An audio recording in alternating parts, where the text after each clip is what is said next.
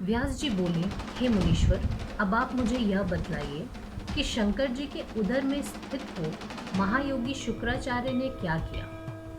त्रिशूल से नष्ट होकर भी अंधक दैत्य ने गणपति की पदवी कैसे प्राप्त की?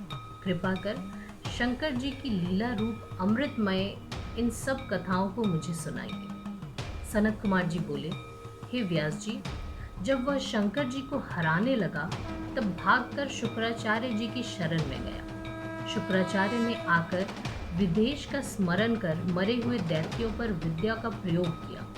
उसकी आवृत्ति करते ही दैत्य सेना में जान आ गई। यह देख नंदी ने जाकर शुक्र के आगमन और उनकी विद्या के प्रयोग को शिवजी से कहकर अपनी व्याकुलता प्रकट की। उसे सुन शिवजी हंसने लगे और पुनः नंदी से कहा, तुम अभी जाकर शुक्राचार्य को मेरे पास पकड़ लाओ।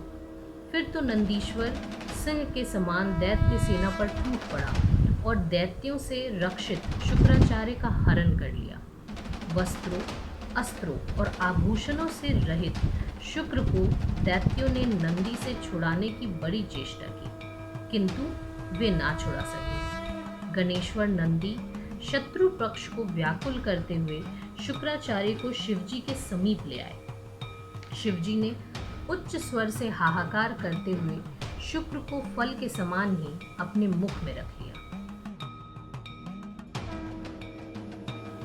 व्यास जी ने पूछा, शिव जी के द्वारा शुक्राचार्य के निगले जाने पर क्या हुआ तथा अंधक के महावीर दैत्य ने क्या किया?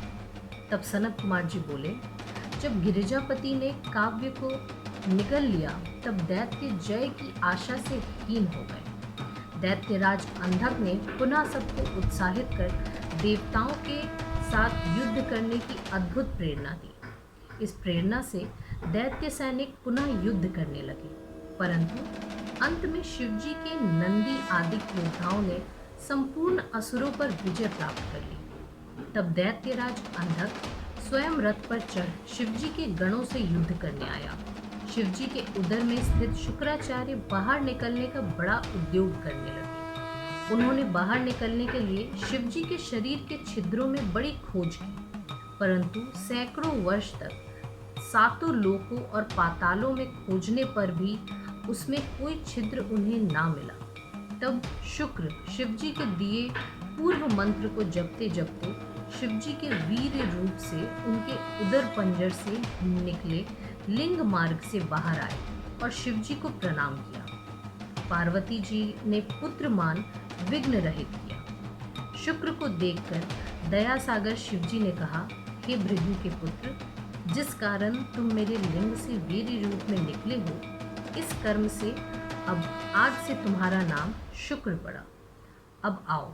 शुक्र ने शिवजी को प्रणाम कर उनकी स्तुति की और आज्ञा ले पुनः दैत्यों की सेना में चले आए। यह तो शुक्र के शिवजी के उदर से निकलने का वृत्तांत है। अब उस मंत्र को सुनो जिसे शुक्र ने शिवजी के उदर में जपा था।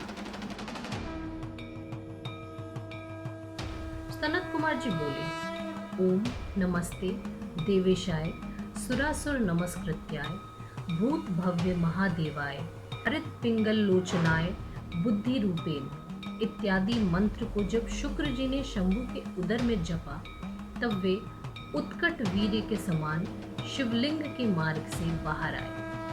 प्रथम जन्म के पश्चात 3000 वर्ष पर फिर वह वेद पाठी शुक्र पृथ्वी पर शिवजी से उत्पन्न हुए। उधर अंधक शिवजी के त्रिशूल पर सूखते हुए शिवजी की 108 परम मूर्तियों का ध्यान करता हुआ उनकी स्तुति कर रहा था। इससे शिवजी ने प्रसन्न हो उसे सब प्रकार के भय से मुक्त कर दिव्य अमृत की वर्षा से उसमें प्राण संचार कर त्रिशूल से उतार उसका अभिषेक किया और कहा कि मैं तेरी अंतिम भक्ति से प्रसन्न हूँ, वर मांग। अंधक हाथ जोड़ कांपता हुआ शिवजी की अनेक स्तुति कर अपने पूर्व अपराधों के लिए उनसे क्षमा मांगते हुए माता पिता रूप शिव पार्वती की कृपा भक्ति मांगने लगा। उसके मनोरथ पूर्ण हो गए। वह अपने माता पिता को प्रणाम कर कृतकृत्य हो गया।